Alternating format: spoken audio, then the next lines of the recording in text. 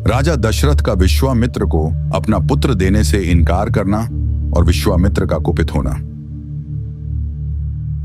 विश्वामित्र जी का वचन सुनकर नृपश्रेष्ठ दशरथ 2 घड़ी के लिए संज्ञा शून्य से हो गए। फिर सचेत होकर इस प्रकार बोले, महर्षि, मेरा कमल नयन राम अभी पूरे 16 वर्ष का भी नहीं हुआ है। मैं इसमें राक्षसों के साथ युद्ध करने की योग्यता नहीं देखता। यह मेरी अक्षौहिणी सेना है जिसका मैं पालक और स्वामी भी हूं। इस सेना के साथ मैं स्वयं ही चलकर उन निशाचरों के साथ युद्ध करूंगा। ये मेरे शूरवीर सैनिक जो अस्त्र विद्या में कुशल और पराक्रमी हैं, राक्षसों के साथ जूझने की योग्यता रखते हैं, अतः इन्हें ही ले जाइए। राम को ले जाना उचित नहीं होगा। मैं स्वयं ही हाथ में धनुष ले युद्ध के मुहाने पर रहकर आपके यज्ञ की रक्षा करूंगा और जब तक इस शरीर में प्राण रहेंगे तब तक निशाचरों के साथ लड़ता रहूंगा। मेरे द्वारा सुरक्षित होकर आपका नियमानुष्ठान बिना किसी विघ्न बाधा के पूर्ण होगा, अतः मैं ही वहां आपके साथ चलूंगा। आप राम को न ले जाइए। मेरा राम अभी बालक है, इसने अभी तक युद्ध की विद्या ही नहीं सीखी है। यह दूसरे के बलाबल को नहीं जानता है, न तो यह अस्त्र बल से संपन्न है और न युद्ध की कला में निपुण ही। अतः यह राक्षसों से युद्ध करने योग्य नहीं है, क्योंकि राक्षस माया से छल कपट से युद्ध करते हैं। इसके सिवा राम से वियोग हो जाने पर मैं 2 घड़ी भी जीवित नहीं रह सकता। मुनि श्रेष्ठ, इसलिए आप मेरे राम को न ले जाइए। अथवा ब्राह्मण, यदि आपकी इच्छा राम को ही ले जाने की हो तो चतुरंगिणी सेना के साथ मैं भी चलता हूं। मेरे साथ इसे ले चलिए। कुशिका नंदन, मेरी अवस्था 60,000 वर्ष की हो गई। इस बुढ़ापे में बड़ी कठिनाई से मुझे पुत्र की प्राप्ति हुई है, अतः आप राम को न ले जाइए। धर्म प्रधान राम मेरे 4 पुत्रों में ज्येष्ठ है, इसलिए उस पर मेरा प्रेम सबसे अधिक है, अतः आप राम को न ले जाइए। वे राक्षस कैसे पराक्रमी हैं, किसके पुत्र हैं और कौन हैं, उनका डील डॉल कैसा है, मुनीश्वर, उनकी रक्षा कौन करते हैं, राम उन राक्षसों का सामना कैसे कर सकता है। ब्राह्मण, मेरे सैनिकों को या स्वयं मुझे ही उन माया योधी राक्षसों का प्रतिकार कैसे करना चाहिए। भगवान, ये सारी बातें आप मुझे बताइए। उन दुष्टों के साथ युद्ध में मुझे कैसे खड़ा होना चाहिए, क्योंकि राक्षस बड़े बलाभिमानी होते हैं।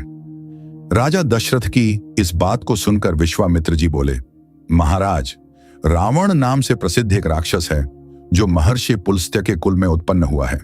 उसे ब्रह्मा जी से मुंह मांगा वरदान प्राप्त हुआ है, जिससे महान बलशाली और महापराक्रमी होकर बहुसंख्यक राक्षसों से घिरा हुआ वह निशाचर तीनों लोकों के निवासियों को अत्यंत कष्ट दे रहा है। सुना जाता है कि राक्षस राज रावण विश्रवा मुनि का औरस पुत्र तथा साक्षात कुबेर का भाई है। वह महाबली निशाचर इच्छा रहते हुए भी स्वयं आकर यज्ञ में विघ्न नहीं डालता। इसलिए उसी की प्रेरणा से 2 महान बलवान राक्षस मारीच और सुबाहु यज्ञों में विघ्न डाला करते हैं।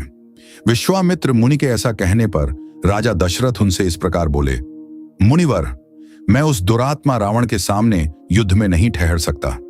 धर्मज्ञ महर्षि, आप मेरे पुत्र पर तथा मुझ मंदभागी दशरथ पर भी कृपा कीजिए, क्योंकि आप मेरे देवता तथा गुरु हैं।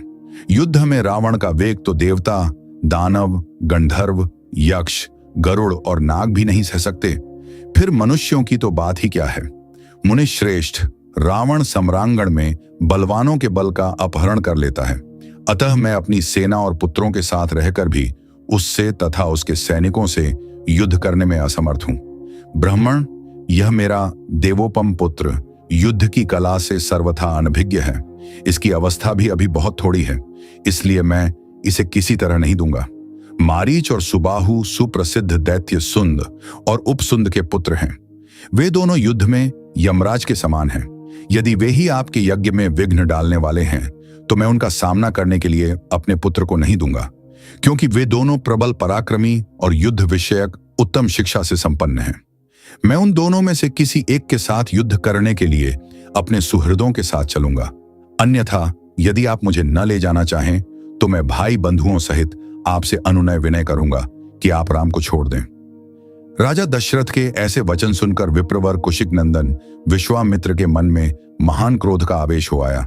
जैसे यज्ञशाला में अग्नि को भली भांति आहुति देकर घी की धारा से अभिषिक्त कर दिया जाए और वह प्रज्वलित हो उठे, उसी तरह अग्नितुल्य तेजस्वी महर्षि विश्वामित्र भी क्रोध से जल उठे। जय श्री राम। अगले भाग में आप देखेंगे विश्वामित्र के रोषपूर्ण वचन तथा वशिष्ठ का राजा दशरथ को समझाना।